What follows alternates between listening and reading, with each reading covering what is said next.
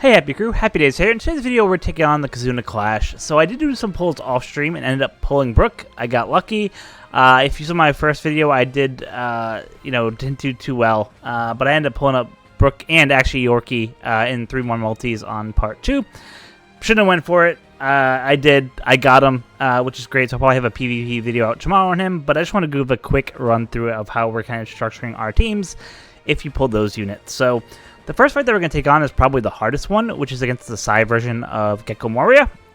What we really have is we have the Luffy unit here to help take care of the nasty damage threshold in the last stage. And then we just have a couple other units to just help with some damage. It's really hard on this stage because on stage 2, there's a nasty resilience debuff that's there. I probably could change up my teams a little bit to have someone who can help kind of fix that.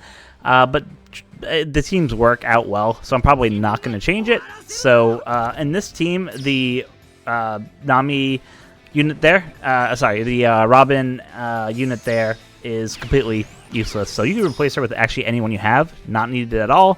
But I just had it there because she is a INT unit who can kind of help us be able to get through some content pretty easily.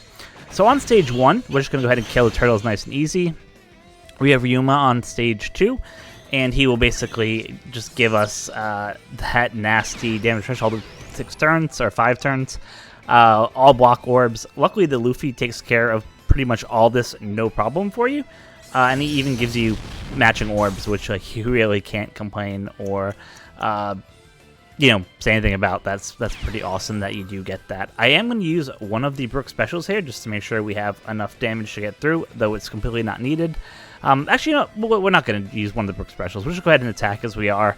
We got the attack boost, and as you can see, there's no other buffs there. We're not going to be able to kill him because we don't have a resilience person on here. Even though, now that I'm thinking about it, I probably could throw the Momo support on the Luffy there to help out with that.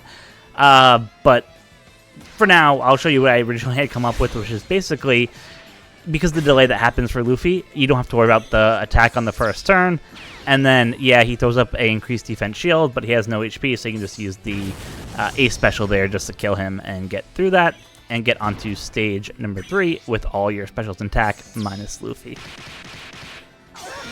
So there is a damage limiter on this stage, which is what makes this stage so annoying. You do get binded on your left side as well, so you want to make sure that when you're using specials, that you've used the special. If you use the Brook special on stage 2, you want to use the one on the left side, because on the once he gets killed, he just does a nasty debuff here. So we're going to go ahead and end up using the Brook special super type, and then we're going to use Yorki to go ahead and just give us just a ton of damage, extend our buff chains and all that good stuff, and just let us just kind of melt through the damage limiter that's there. You can see one tap, we already hit it. On stage 2, this is where you're going to get the nasty buffs. I actually did that wrong. I should have actually did the one on the left side, and I would have been in better shape. Live and learn. It is what it is. In a future run, I'll just make sure I use the one on the left side first. But you still have more than enough damage to kill these guys without any problem. He then does a really nasty death hit at the end, but luckily because of the units that we have, we're able to survive it, no problem. This is going to be the most annoying boss, guaranteed, for all the different stages. So just watch out when you're fighting this boss. If you were watching Toad's stream when he was doing it, I think he ended up dying 2 or 3 times, this guy, before you kind of figured it out. So yeah, just make sure that you're watching out for these teams, because otherwise it's going to be a bad time for you.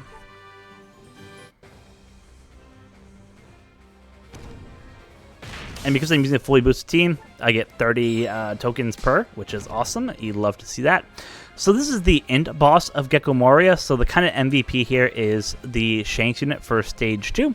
And then basically we're not going to be using the Law special on stage 3. We really don't even need that Chopper special as well. But just the combined total of Yorki and Brook were able to get through the gimmicks on stage 3. On stage 2, there's a barrier. Shanks will just help you get through that, so that's kind of why we're using him on this team. So again, we're going to do a double Brook captain.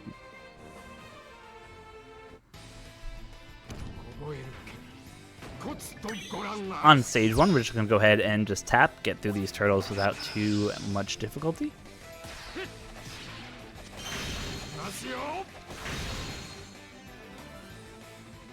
and it's a 4-turn good barrier on the second turn for Dr. Hog back here. And it's just really annoying and stupid to deal with. So using the Shank special there, you just get rid of the barrier. Makes it really easy to kill him. There's no... Actually, I do want to use one of the Brooks here, just because there is a chain debuff here. You can see if you have less than 2.5, you do less damage. So we're going to use the super type of Brook first. Sorry, super class of Brook first. And then use his special just to make sure that we have enough damage to kind of get through there. So you can see, one hit, absolutely melted through him. Not too much problems on there.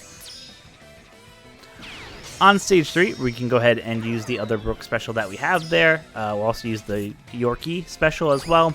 This super class of Brook will help get rid of the bind there, so that's perfect. And then the advantage of having Yorki there is that he gives you matching orbs as well. And just makes it really easy to go ahead and get through that content there. I could have actually used Brook first, and I probably should use Brook first, because then I could have got additional boosts on top of that damage multiplier.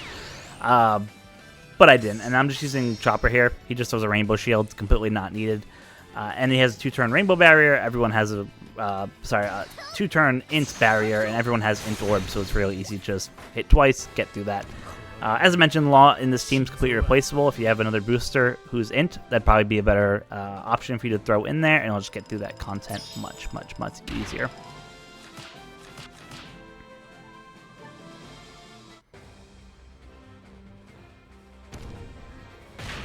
Alright, and on to the final match of the day, which is against the Quick Boss. This is where we're going to be using the Dex team that we have, or some Dex characters to kind of help out a lot here.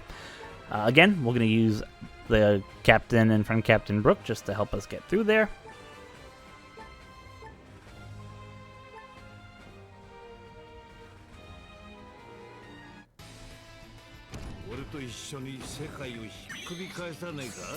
Stage 1, we're just going to go ahead and just tap.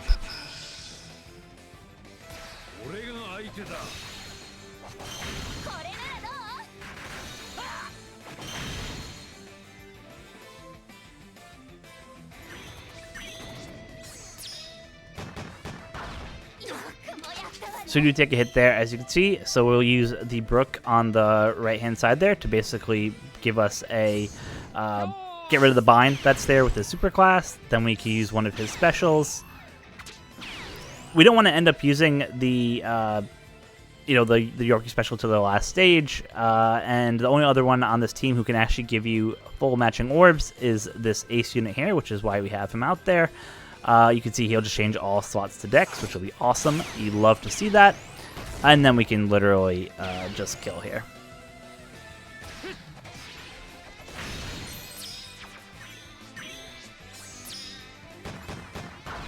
Again, you just take a ton of hits in these contents, so that's why I like this.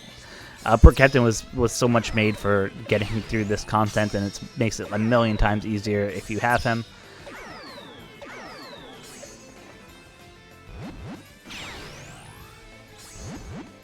Alright, so this time we want to make sure that we use the Brook special first. That way the Yorki special can go ahead and give him a further boost. So we'll use our super class to get rid of the special reverse there.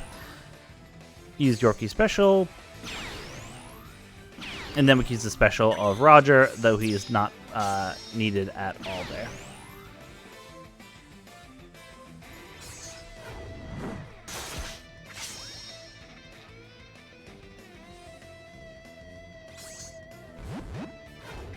Oh, sorry. Actually, sorry, I was wrong. The pudding here is actually needed.